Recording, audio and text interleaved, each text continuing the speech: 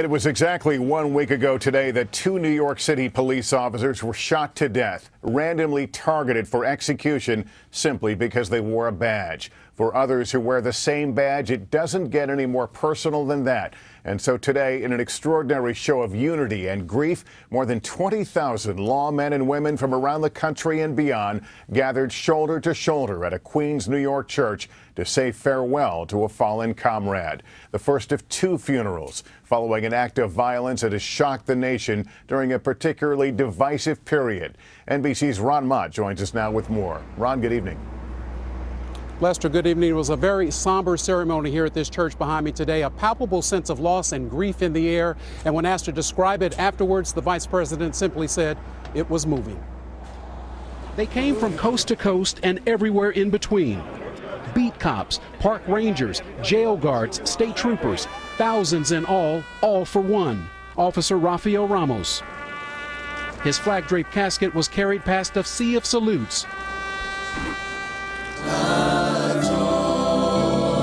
Tributes continuing for more than an hour, starting with Vice President Joe Biden. To the Ramos family, we're all lucky to have Rafael.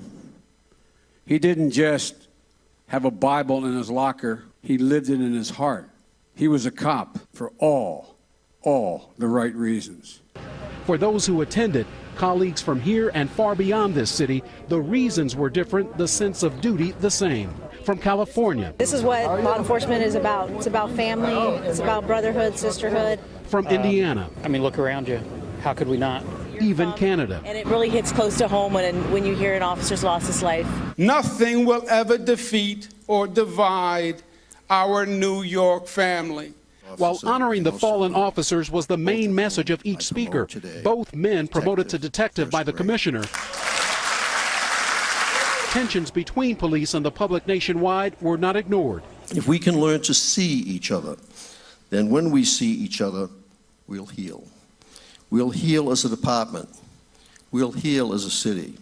We'll heal as a country. Yet, despite pleas this week that police protests and politics take a break here during a time of grieving, the Honorable Bill de Blasio. Some NYPD officers watching on a big screen outside again turned their backs to Mayor Bill de Blasio. But inside, he was greeted warmly. All of this city is grieving. And grieving for so many reasons, but the most personal is that we've lost such a good man, and the family is in such pain. After the service, with family members of his slain partner, Wen Jian Lu, standing by, the body of Officer Ramos was carried out of Christ Tabernacle Church, followed by a helicopter flyover. An American flag presented to his wife Maritza, sons Justin and Jaden at her side for the short ride to his final resting place.